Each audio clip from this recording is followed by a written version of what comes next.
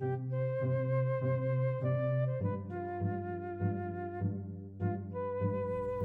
I'm James Harvey, the professor of music theory at the College of Southern Nevada with 5-Minute Music Theory. We're going to talk in this video about the last seventh chord that we haven't talked about. I guess we didn't cover the mediant seventh, but what we're going to cover in this one is the tonic seventh chord. So what we're going to do is we're going to write 4 chords here, starting with a tonic in root position, just a triad, and we're going to turn it into a seventh chord, and then that will go to a subdominant. The thing that's tricky about the tonic seventh is that's the only chord that when you put a seventh on it, it changes the chord's function. Tonic's function is to be home base, it's to be the resolution of all other chords, and it cannot serve the purpose of resolving other chords if it has that dissonant seventh on it. So we need to be aware of that. As soon as you put a seventh on a tonic chord, it no longer has tonic function and behaves in a much different way. So I'm going to, in this first chord, write a C major like this. And then to the next chord, everything remains the same except for the C that I put in the soprano is going to turn into a seventh, which is B. And remember, it's a major seventh, so you need to indicate that in the figured bass by putting the M. And that's the chordal seventh up there, so I need to resolve that down by step to an A in the next chord. And this is going to be an F major. We have the F, we have the A already, so we need another F, and we need a C. So we could not do this, because first we would have 2 pretty nasty little leaps at the same time, and we'd have parallel fifths, so that doesn't really help us much.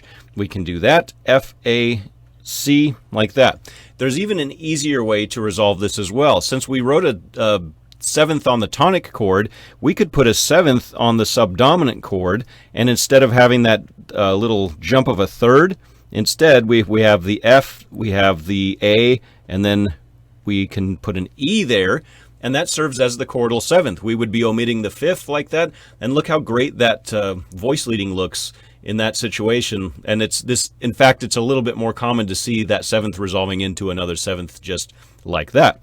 Now let me show you another way that we can voice this. Let's go ahead and just kind of get rid of everything after the tonic chord. And instead of this being a major seventh in root position, let's turn it into a major 4-2. So to do that, all we do is we drop the bass by 1 pitch, going from a C to a B. And now remember, 4-2 chords are a little bit different than the other inversions of seventh chords because the seventh is appearing in the bass. So we need to make sure that it resolves into something that has an A in the bass. Now, the tonic seventh chord's typical resolution is to a subdominant because it will be following the circle of fifths. You can resolve it to a submediant chord, but the typical resolution of this chord, the tonic 4-2, would be into a subdominant major 6-5, which is F-A-C-E, and that is the A there, so we need an F, we need a C and an E, and we can also use the option of doubling the F if we need to. So A works pretty well here. Let's see if we can get away with that. What we have left is C, which is a common tone, and E, which is a common tone. Beautiful resolution of that chord. In fact, this is a very common chord progression and common setup for this. Look at those upper voices just staying in the same spot, and then the others moving in contrary motion. Just looks beautiful. You'd receive a lot of praise from your music theory teacher by writing in this way. Thank you.